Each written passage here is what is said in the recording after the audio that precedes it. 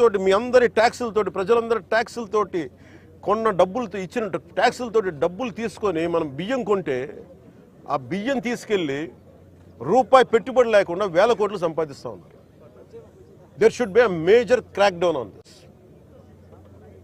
దీనికి మన భేదం లేదు. దీనికి అధికారులు కాదు, పొలిటికల్ వ్యవస్థ కాదు, ఎవరైనా సరే ఇది చాలా స్టర్న్ యాక్షన్ అయితే తీసుకోవాలి.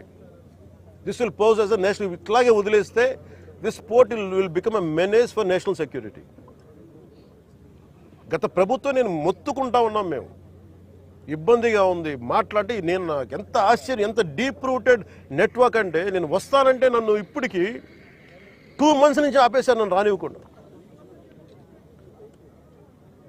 ఉన్నత స్థాయి అధికారుల దగ్గర నుంచి లేదు సార్, అక్కడికి వెళ్తే కొంచెం ఇది అవుతుంది సార్, ఎందుకు సార్ ఇప్పుడు కాదు సార్, తర్వాత సార్, ఇప్పుడు యాక్షన్ తీసుకున్నాం సార్, రిపీటెడ్గా చెప్తా ఉన్నారు. నాకు నిన్న విసుగొచ్చి ఒకటే చెప్పాను, పోలీసు వస్తారా రండి, లేదంటే నేను కూర్చోబెట్టి నేను కారులో నేను వెళ్ళిపోతాను, అధికారులు నా పక్కన రాకపోయినా పర్లా. ఈ నిర్ణయం తీసుకొని ఇక్కడికి వచ్చింది. ఇది ప్రజలకు తెలియాలి. ఇది కొండబాబు గారు కానీ, నాదెండ్ల మనోహర్ గారు కానీ,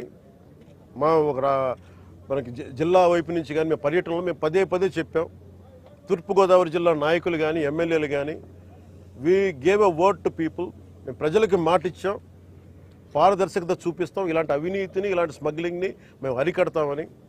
ఆ దిశగా చర్యలు తీసుకోవడానికి మేము ముందుకెళ్తున్నాం. అందుకని మీ దృష్టికి తీసుకొచ్చి దీంట్లో మీరు మిగతా ఇన్ఫర్మేషన్ మీకు ఇస్తాం.